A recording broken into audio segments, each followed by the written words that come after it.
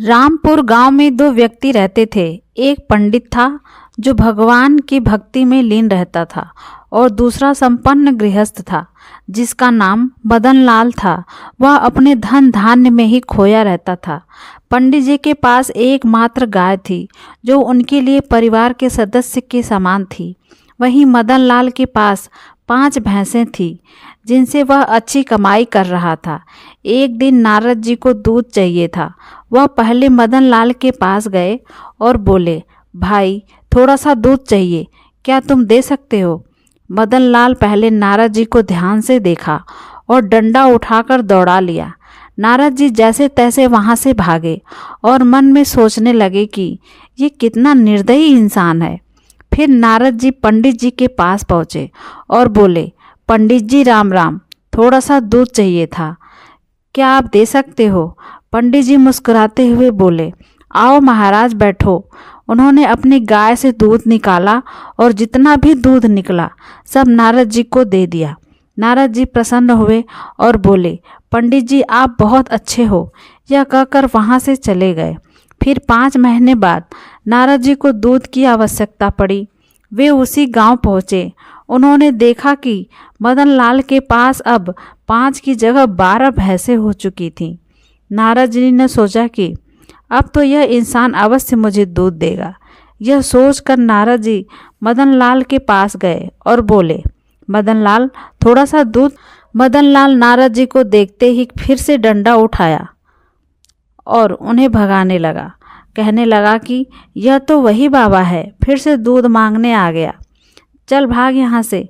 नारद जी भागे और बोले, हे भगवान, ये पहले से भी ज़्यादा निर्दयी हो गया। नारद जी फिर पंडित जी के पास गए और बोले, पंडित जी राम राम, थोड़ा सा दूध चाहिए। सुनकर पंडित जी बोले, महाराज। इस पर नारद जी क्रोधित होकर सीधा विष्णु जी के पास पहुँचे। विष्णु जी विश्राम कर रहे थे और माता लक्ष्मी उनके चरण दबा रही थीं। नारद जी विष्णु जी से बोले, प्रभु आप तो दिन भर लेटे रहते हो, आपको पता भी है कि आपकी सृष्टि में क्या हो रहा है? विष्णु जी बोले, क्या हुआ नारद? नारद जी बोले, प्रभु आपका नियम बड़ा अजीब है। जो अच्छा कर रहा है उसके साथ बुरा हो रहा है, जो बुरा कर रहा है वह फल फूल कर आगे बढ़ रहा है। विष्णु जी बोले, साफ साफ बताइए नारद जी, हुआ क्या? इस पर नारद जी बोले कि वह पंडित जो सबका भला कर रहा था उसकी गाय तो मर गई, और वह मदन लाल जो सबका बुरा करता, ये अन्याय नहीं तो क्या है?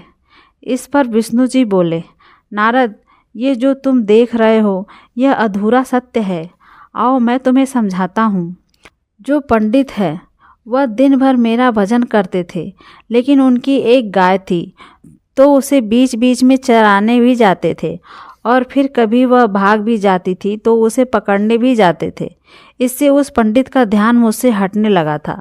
मुझे लगा कि मेरा भक्त मेरी भक्ति में पूरी तरह से मन नहीं लगा पा रहा है, तो मैंने उसकी गाय को अपने पास बुला लिया और अब वह मन लगाकर मेरी भक्ति करेगा। उसने कभी भी धन की इच्छा नहीं की, इसलिए मैंने उसे धन भी नहीं दिया। देखो, सुदामा को भी शुरुआत में कुछ भी नहीं दिया था और जब सही समय आया तो धन धान्य से उसे भर दिया। और सुनो मदन लाल का हाल, वह न कभी मेरा नाम लेता है और न ही मुझे स्मरण करता है। उसका पूरा ध्यान भैंसों और उसके दूध पर ही लगा रहता है। उसका जीवन धन। मैंने सोचा कि जब इसका मन भैंसों में ही लग रहा है तो इसे और भैंसें दे दूं ताकि वह संसार के माया जाल में ही फंसा रहे। जिसका ध्यान जहाँ लगता है उसे वही वस्तु प्राप्त होती है।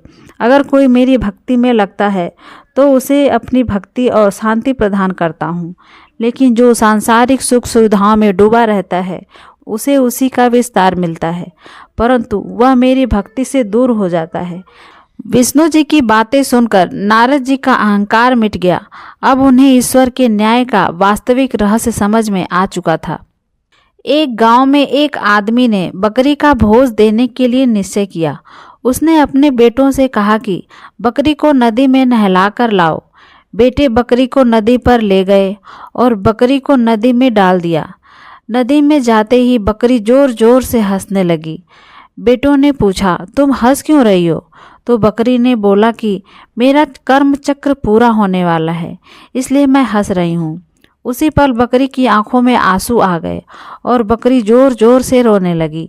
बेटों ने घबराकर पूछा, अब तू रोने क्यों लगी? तो बकरी कहती है कि इसका उत्तर मैं तुम्हारे पिताजी को ही दूंगी, मुझे उनके पास ले चलो। अब बेटे बकरी को लेकर घर आए तो आदमी ने पूछा, क्या हुआ, ये इतनी परेशान क्यों है? बकरी आदमी के पास आई और बोली, हे मालिक, मैं भी कभी इंसान थी। मैंने भी एक बकरे की बलि दी थी और उसकी सज़ा मैं बार बार भुगत रही हूँ। मैंने 499 जन्मों में अपना गला कटते हुए देखा है और यह बलि मेरे जीवन की अंतिम बलि है।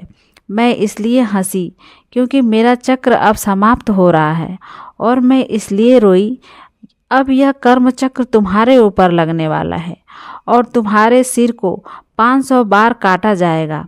यह सुनकर उस व्यक्ति के होश उड़ गए। उसने तुरंत बकरी की बलि ना देने का फैसला किया और अपने बेटों से कहा, इस बकरी को सुरक्षित रखो, मैं इसे मारने नहीं दूंगा। तभी बकरी बोली, मालिक, आपका यह प्रयास व्यर्थ है। कोई भी उसके कर्मों से नहीं बचा सकता। जो हमने किया है उसका फल हमें भोगना ही पड़ेगा। मेरे पाप के कर्मों की सज़ा लिखी जा चुकी है और उसे कोई नहीं बदल सकता। फिर भी उसके बेटों ने सोचा कि चलो इसे किसी सुरक्षित स्थान पर छोड़ आते हैं ताकि कोई नुकसान ना पहुंचा सके। लड़के उसे जंगल की ओर ले जाने लगे। बकरी ने देखा कि पेड़ पर हरे भरे पत्ते लगे हुए हैं। बकरी ने अपना सिर उठाया और उन पत्तों को खाने के